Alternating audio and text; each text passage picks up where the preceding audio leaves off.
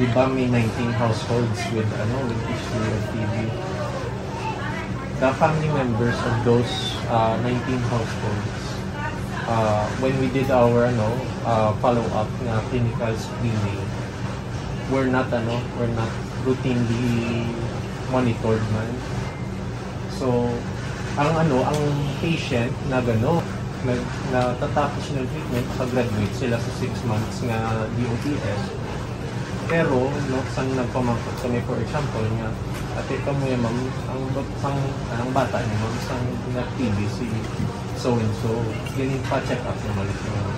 And very unlikely nga nag-check up sila. Understandable man because, constraints in life, both time and financial. So, hindi ka mabudlayan kung may intervention nito.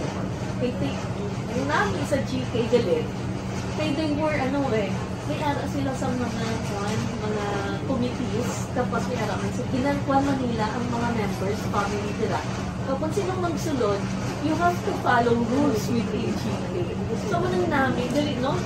Compared with outside nga mga mga barangays or sitios nga mga puroks, kubudlay, bigla mag-organize kasi si kapitan, mga councilal, so usually politicized. Pero diriya sa GK, hindi ka namin galit pala sa ila na mga households, no? Ang mga nagaling, ang problema nga, mataas pa masyado ang stigma dito sa about TB.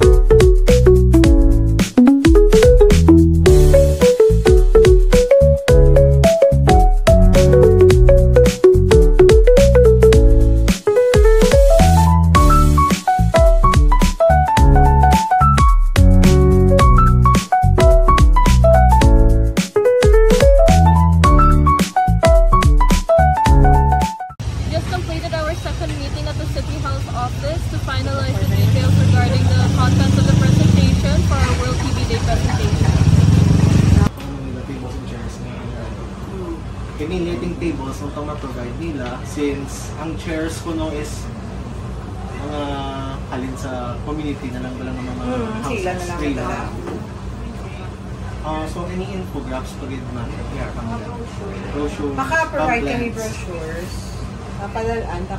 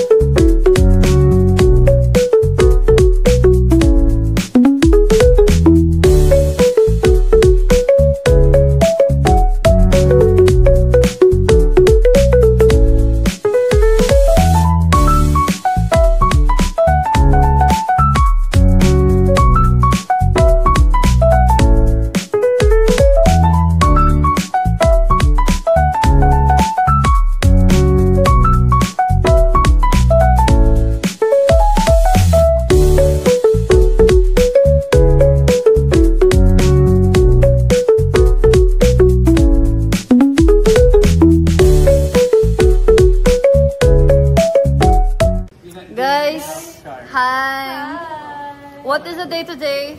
It's 21. Yeah, it's March. And tomorrow is World TV Day. Well, not Tomorrow is the Advanced World TV Day. Advanced World TV Day.